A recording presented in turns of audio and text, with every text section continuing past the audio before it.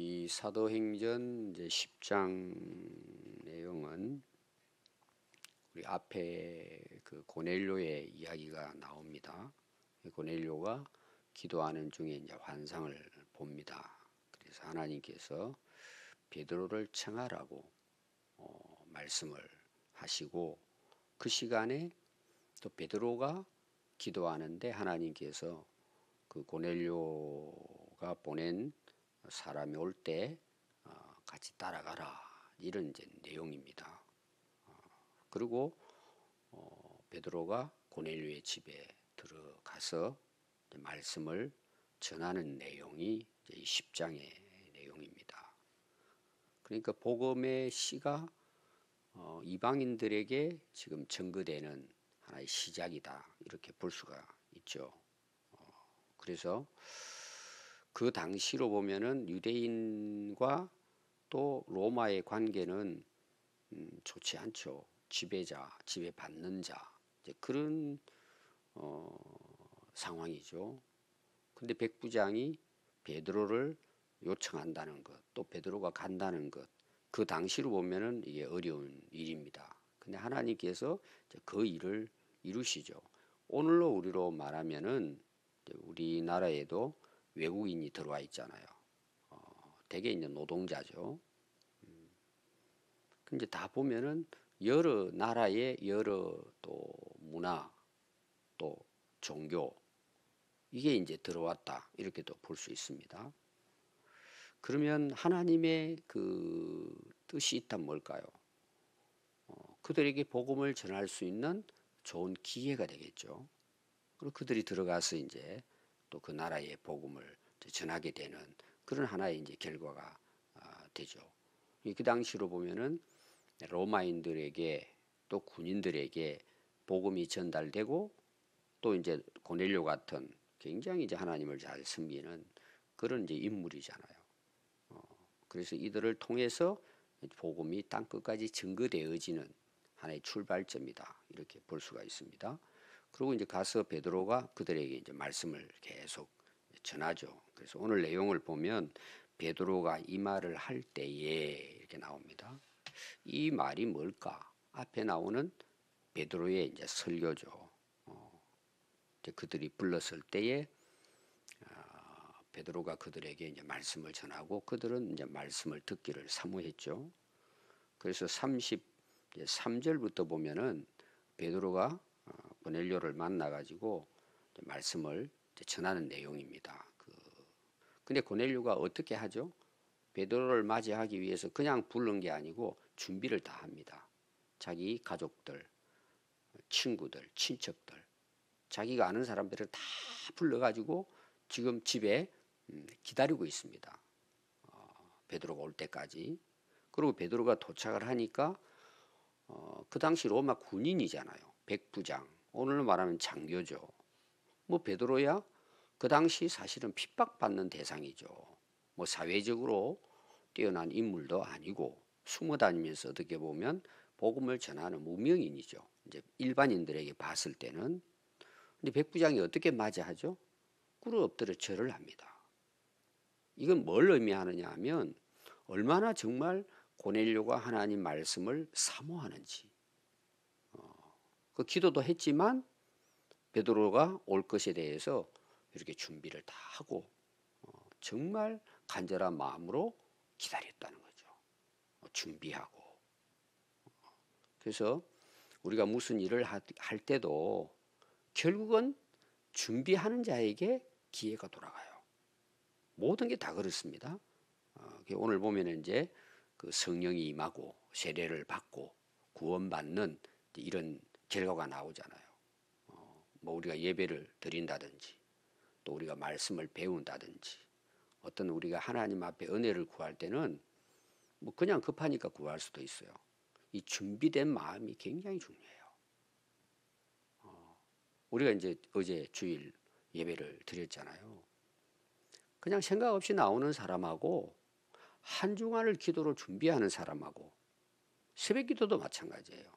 또 우리가 어떤 하나님께서 우리에게 주어진 일을 우리가 감당할 때 그냥 뭐 생각 없이 뭐 그냥 해야 되니까 목사니까 이거 하고 그걸 위해서 하나님 앞에 정말 기도하고 마음을 다해 사모하고 준비하고 최선을 다하는 것하고는 이거는 질적으로 차이가 있는 것입니다. 그러니까 우리가 은혜를 받는다, 성령을 받는다, 하나님께서 역사하신다, 이게 여러분 그냥 되지 않아요. 오늘 이 고넬료를 통해서 하나님이 왜 고넬료에게 은혜를 주실까? 거기 모인 사람에게 어떻게 성령이 임할까? 첫 번째는 준비된 마음이에요. 간절함이 있는 거죠. 굉장히 중요합니다. 그래서 은혜 받는 사람들의 특징이 뭐냐 그러면 간절함이 있어요. 그리고 뭐예요? 만반의 준비를 하는 거예요. 굉장히 중요합니다. 또 하나님은 어때요? 우리가 하나님의 은혜로 쓰임 받지만 그 내용을 딱 이렇게 살펴보면은요, 준비된 자의 대부분. 또 하나님이 어때요? 준비시킵니다. 그렇게 해서 정말 하나님이 능력이 부족해서가 아니라 그 사람 때문에. 그래서 그런 고넬료에게, 그래서 오늘 말씀이 베드로가 이 말을 할 때, 왜냐하면 그들이 그 말씀을 사모하는 마음으로 지금 기다렸기 때문에 33절부터 베드로가 가서 이제 말씀을 전하게 됩니다. 거기 보면 이제 전하는 내용이 결국은 예수 그리스도의 복음이죠. 화평의 복음을 전합니다. 하나님이 예수님을 통해서 어떤 일을 행하셨는가? 베드로는 거기에 대해서 우리는 증인이다. 특별히 두 가지를 이야기해요. 예수님은 우리의 죄를 위해 십자가에 못 박혀 돌아가신 분이다. 희생양이 된 거죠. 어린 양입니다.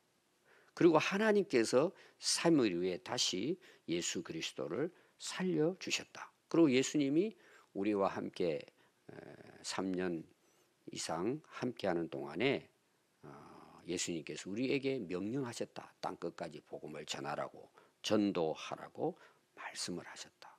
그리고 예수 그리스도는 이 땅에 다시 재림하시면 예수님이 온 인류를 다스리시고 재판하시는 재판장이시다.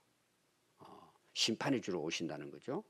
거기에 대해서 우리는 증거하고 있다. 우리가 증인이 되었다. 이것은 모든 선지자들을 통해서 또 예수님을 믿는 자들은 그 이름을 힘입어 제사함을 받는다고 전했다. 우리도 그 예수님을 증언하는 증인이다. 이 말을 앞에 그 43절까지 베드로가 이제 말씀을 그들에게 전한 내용입니다. 근데 그 모여 있는 사람들이 이 복음의 말씀을 들었을 때 성령이 뭐예요? 그들 위에 임했다는 내용이에요. 우리가 사도행전에 보면은 성령이 임하는 여러 가지 그 모습들이 나옵니다. 첫 번째는 이제 오순절, 우리가 2장에 나오죠. 2장에 나오는 성령은 어떻게 임할까요? 제가 준비라는 이야기를 했습니다. 1장에는 예수님께서 너희들 예루살렘 떠나지 말고 너희들이 하나님이 약속하신 것을 기다리라. 성령을 기다리라 그러죠. 근데 그 말씀을 들은 그 제자들이 어떻게 해요? 그들이 마음을 같이 해서 오로지 기도에 힘썼더라. 그리고 2장에 가서 보면은 성령의 불이 각자 한 사람 한 사람, 그 모여있는 모든 사람에게 성령이 임했다는 내용이에요. 그러면 성령이 언제 임할까요? 마음을 같이 해서 오로지 기도예요. 그럼 그들의 기도의 내용이 뭘 같아요? 약속하신 것을 기다리면서 기도를 했으니까 성령에 대한 사모함이죠. 1장 8절에는 아직 이들이 성령을 경험하지 못했는데도 예수님 뭐라 그래요? 오직 성령이 너희에게 임하면 너희들이 땅끝까지 내 증인이 된다는 거죠. 그러니까 그들이 오직 마음을 같이 해서 그 성령 받기를 기도하신 것입니다. 그러니까 베드로를 비롯해서 거기 모여있는 사람들이 120문도가 다 성령으로 충만함을 입었다고 나와요. 다, 모두가 다. 그럼 성령의 역사는 하나님의 영이잖아요. 하나님이시잖아요. 그 하나님의 성령의 임재가 누구에게 임할까요? 그를 만나고자 하고 그를 덧입기로 원하고 성령이 내 안에 오시기를 원하고 그걸 간절히 원하고 사모하고 오직 성령 받기를 간구할 때 뭐예요? 임하게 되는 거예요. 이 과거 우리 한국 교회 부흥의 역사는요, 사실은 지금도 마찬가지지만 성령의 역사예요. 그럼 왜 성령의 역사가 일어날까요? 그걸 사모하고 기도한 거예요. 어제도 제가 예배 기도에 대한 강구 시간에 이야기하지만 성도들이 들을 때는 별로 듣기에 재미없는 말일지 몰라요. 근데 그게 사는 길이에요. 근데 오늘 여러분 정말 성령을 구하는 사람이 얼마나 될까요? 우리가 한번 기도하면서 여러분들이 오늘 새벽에 나오신 분들도 사실 새벽기도 나오는 게 쉽지 않습니다. 오늘 우리가 살아가는 현대인들이 새벽에 일어나서 하나님 앞에 나와 예배드리고 기도한다는 게 이 오늘 현대인의 시스템으로 보면은 이게 거의 어려운 부분이에요. 근데 우리가 정말 하나님 앞에서, 하나님 말씀 앞에서 우리가 우리의 모습을 돌아봐야 돼요. 왜 우리가 바쁘게 사느냐? 왜 우리가 피곤하게 사느냐? 우리가 뭘 위해 사느냐? 이 부분이에요. 우리가 영적으로 여러분 승리하는 인생을 살아야 되잖아요. 우리 인생, 남은 인생이 얼마가 될지는 모르지만 우리가 하나님 말씀에서 말씀하신 대로 우리가 사는 게 우리 인생이잖아요. 그럼 이 인생을 그냥 살 수 있느냐? 여러분 에베소서 가보십시오. 영적 전쟁이라 그러잖아요. 우리의 싸움은 혈과 육이 아니잖아요. 그래서 우리가 하나님의 전신갑주로 무장하라 그러잖아요. 머리부터 발끝까지 이제 무장을 하잖아요. 군복으로 말하면 완전 무장을 하죠. 무장 가지고 되느냐는 거죠. 마지막 결론이 뭐예요? 성령 안에서 깨어 무시로 기도하라고 나오는 거예요. 그건 다른 말로 말하면 성령 충만하는 내용이에요. 이 세례를 본받지 말고 성령 충만하고 세상에 술 취하지 말고, 그럼 딱 두 가지예요. 성령 충만함으로 사느냐, 세술에 술 취해 사느냐, 두 가지예요. 취한다는 내용은 빠져 산다는 거잖아요. 그러니까 여러분들이 그 오순절날 그들이 오로지 기도해서 성령 불이 임했을 때 사람들이 다 그들 향해 뭐라 그래요? 이 사람들 새술에 취했다, 이상한 술에 취했다는 거예요. 어디에 취해 사느냐가 중요해요. 세상 술에 취해 사느냐, 성령의 술에 취해 사느냐, 새술에 취해 사느냐, 딱 다른 거예요. 우리가 성령에 의하지 않고는요, 예수님도 믿을 수가 없어요. 오늘 이제 결론이 그겁니다. 그래서 우리가 정말 기도할 때 우리가 구해야 될 게 뭐냐? 많은 우리는 문제를 놓고 기도를 하잖아요. 오로지 성령 받기를 기도하는 게 중요해요. 근데 많은 분들이 성령 받는다 그러면은 꼭 뭘 은혜를 받아가지고 내가 하는 일이 이루어진다. 자꾸 자기가 어떻게 보면 성공하는 것 자꾸 연결을 짓는 거예요.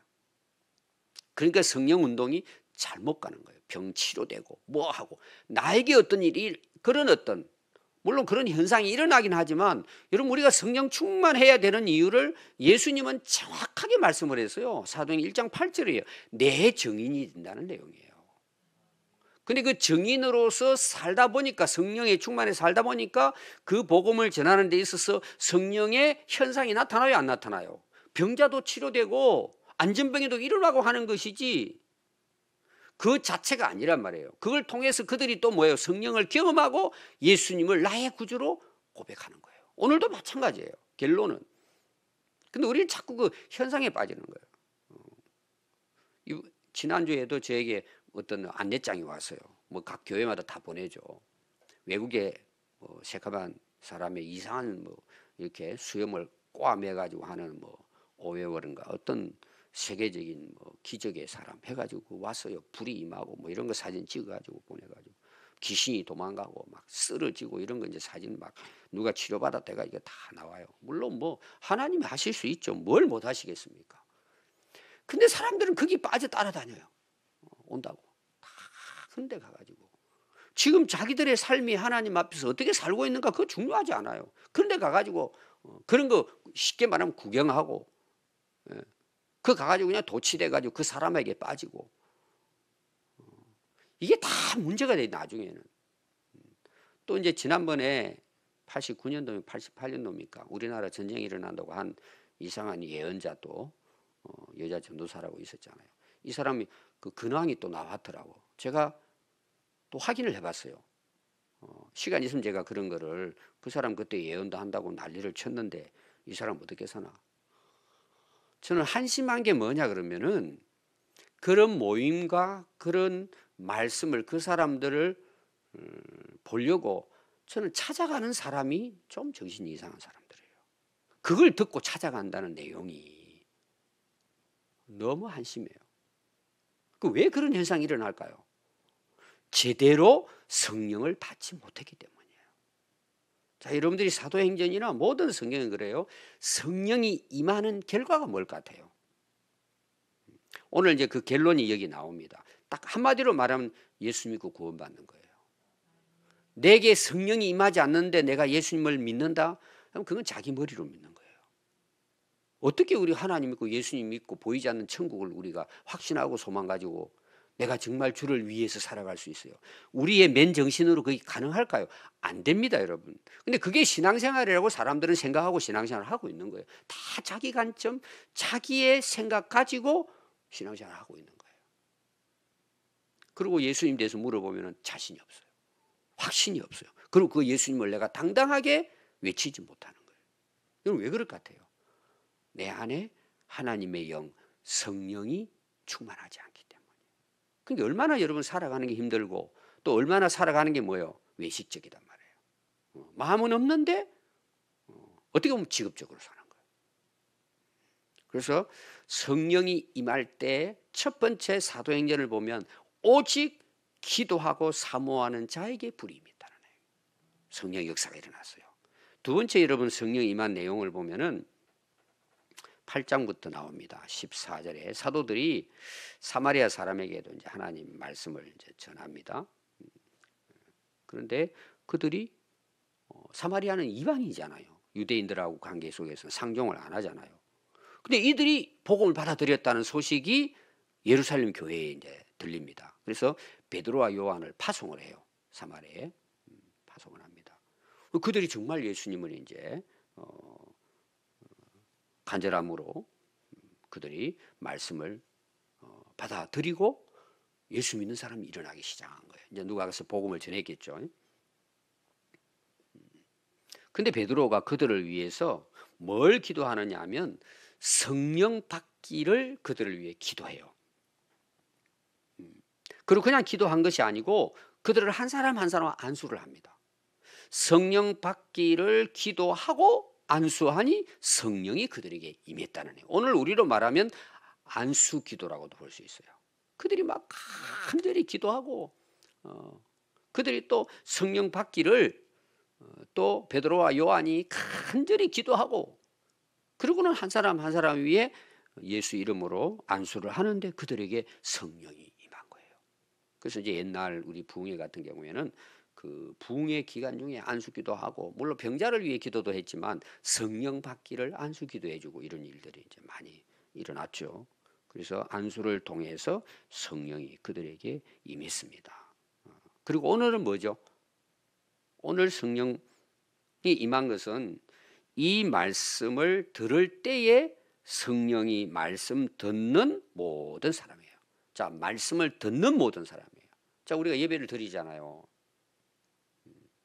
예배 드린 모든 사람이 귀로는 말씀을 듣지만 진짜 간절함으로 그 말씀에 집중해서 그 말씀을 들으면요 반드시 성령이 역사하십니다. 그는 원리가 그래요. 영적으로 제가 이야기했죠. 정말 이 예배를 위해 마음을 다해 준비하고 사모하는 마음으로 그냥 예배 드리러 시간 되니까 오는 게 아니고 정말 하나님께 대한 감사와 간절함으로 그리고 집중하고 말씀을 들으니까 뭐예요? 그 말씀을 기록한 성령께서 그 말씀을 사모하고 듣는 자에게 그게 통하게 되어 있는 거예요. 영적으로 임하는 거예요, 성령이. 그럼 어떤 일이 일어날까요? 그 말씀이 하나님 말씀으로 들리는 거예요. 깨달아지는 거죠. 그러니까 그게 뭐가 돼요? 은혜가 된단 말이에요. 진짜 은혜는 말씀이 내 안에 들어와서 일어나는 현상이에요. 그럼 그동안의 문제라든지 예를 들어서 뭐 고민한다든지 근심 걱정이 있으면 한순간에 사라져요. 그 말씀이 내 안에 들어올 때 역사가 일어나는 거예요. 거기에 회개가 일어나게 되고 가치관이 바뀌어지게 되고 또 정신 차리게 되고 이런 일들이 말씀을 통해서 일어나게 되는 거죠. 그게 실제로 뭐예요? 이 베드로를 초청을 해서 고넬료가 그 가족 친척들을 모아놓고 말씀을 들을 때 성령께서 그들에게 각자에게 임했다는 내용입니다. 그래서 베드로가 45절에 보면 함께 그 신자가 나오죠. 이방인인데도 불구하고 이제 유대인이 된 그런 이방인들에게도 성령을 부어 주심으로 말미암아 놀라니라 그랬어요. 이 참 놀라운 일이죠. 그러니까 그 베드로, 요한 그리고 아마 그 사람들이 또 함께 같이 이제 그 동행을 해서 그들이 그 하나님을 경외하고 섬기고 또 그 오늘 말하면 전도하기 위해서 모아둔 그 사람들이 이 말씀을 다 받아들일 때 뭐예요? 성령을 부어주시는 것을 베드로도 놀라고, 왜냐하면 지금 말씀을 들을 때잖아요. 그 앞에 제가 말씀을 전한 내용 나오잖아요. 예수 그리스도에 대한 복음을 전하는데 성령이 그들에게 임한 거예요. 베드로도 놀랐을 거예요. 아니 이방인들인데 어떻게 뭐 말씀을 전하는 건 할 수 있지만 어떻게 이방인들에게도 성령이 임할까? 따라온 사람들이 놀라워하는 거예요. 이게 신기한 일이죠. 그 당시로 보면은 우리가 지금으로 봤을 때는 이게 뭐 별거 아니지만 2000년 전에 이 일이 일어났다는 것은 여러분 베드로 앞에 나온 내용이 나오잖아요. 나는 속된 자들하고 함께 안 합니다. 가라 그러니까 그 보자기가 내려와 가지고 거기에 불결한 이 짐승들이 내려오니까 나 이런 거 안 먹습니다. 그 이제 이방인들이 또 가라는 내용이잖아요. 내가 속되다고 하지 않았는데 너가 왜 속되다냐? 내가 깨끗하게 했다고 하는데 네가 왜 속되다냐? 이 가라는 내용이에요. 이방인들을 차별하지 말고 가서 복음을 전하라는 내용이잖아요. 그래서 그 이방인들이 개종한 그들에게 이제 가서 말씀을 전하니까 성령이 임하죠. 그러면 유대인들이 왜 자꾸 이런 생각을 할까요? 베드로도 이런 생각을 합니다. 어떻게 이들에게 성령이 임하느냐? 하나님이 그들에게 임했다는 내용이에요. 이게 왜 이런 일이 일어나냐는 거죠. 이들이 이방인인데 우리하고는 다른데.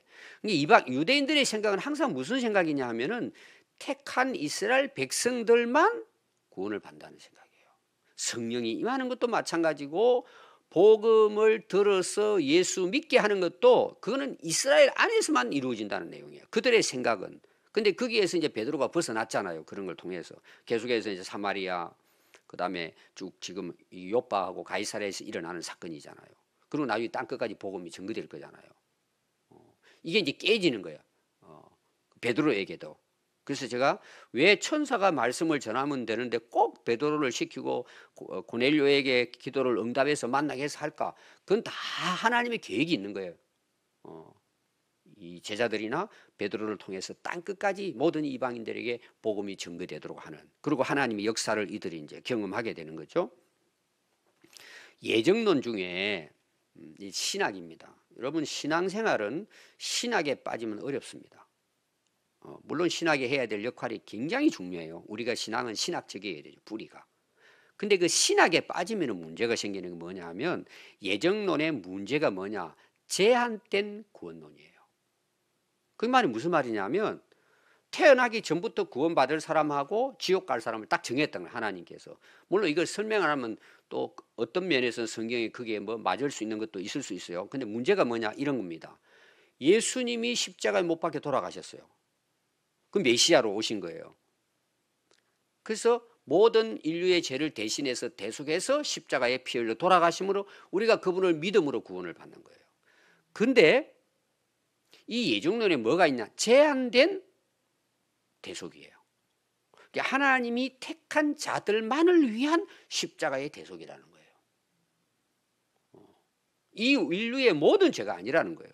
그럼 그 당시 유대인들은 뭐 이런 건 아니었지만은 예수님이 십자가에 돌아가시고 구속하러 오신 것도 그거는 택한 이스라엘 백성들만을 위한 거라는 내용이에요. 이런 생각에 그들이 빠져 있었단 말이에요. 아주 잘못된 거죠. 이런 부분들이. 이 심각한 문제입니다. 그러니까 이 베드로 같은 경우에는 아 그렇구나. 누구든지 예수님을 복음을 믿으면은 그건 맞는다는 이걸 지금 뭐예요? 사실은 유대인들이 깨닫기 시작하는 거예요. 그리고 이제 제자들도 이런 부분들. 그게 땅끝까지 복음을 전하러 바울 같은 경우는 나가잖아요. 이 성령 부어 주심을 놀랬다는 것은 하나님은 누구든지 말씀을 듣고 믿는 자에게는 함께 하시고 구원하신다는 것을 지금 이제 이들이 알게 된 거죠.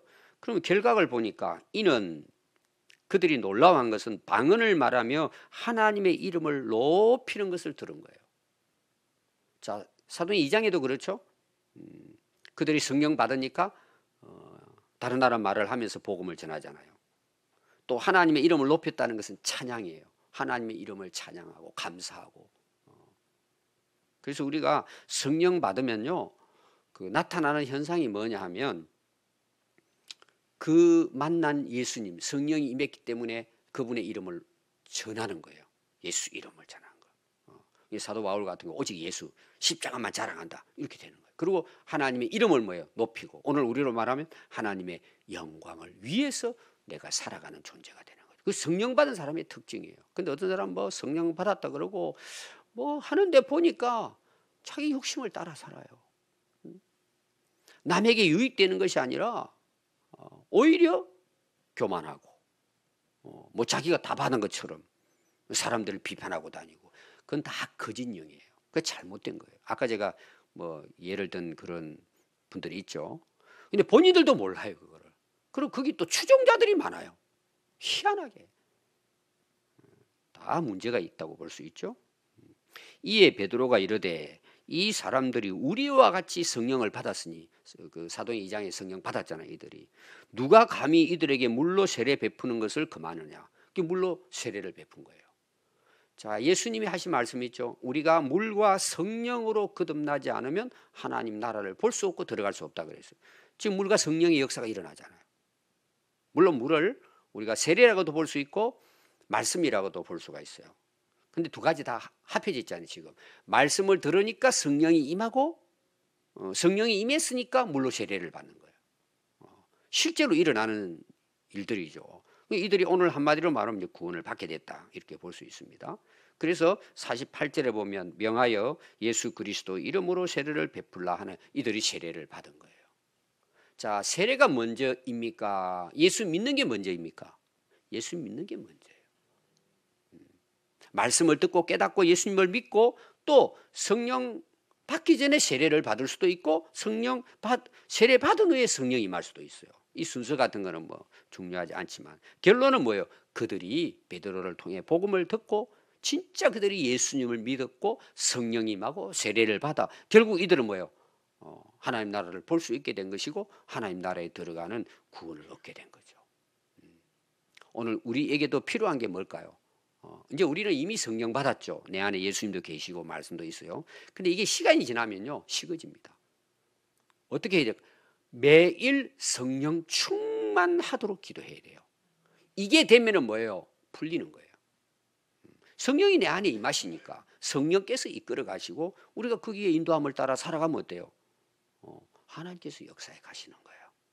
오늘도 우리가 이 새벽에 우리가 성령 충만해서 이 악한 세상을 우리가 늘 이기고 또 뭐예요? 복음을 전하고 하나님의 이름을 높이는 그런 인생을 살아야 할 줄 믿습니다. 기도하겠습니다.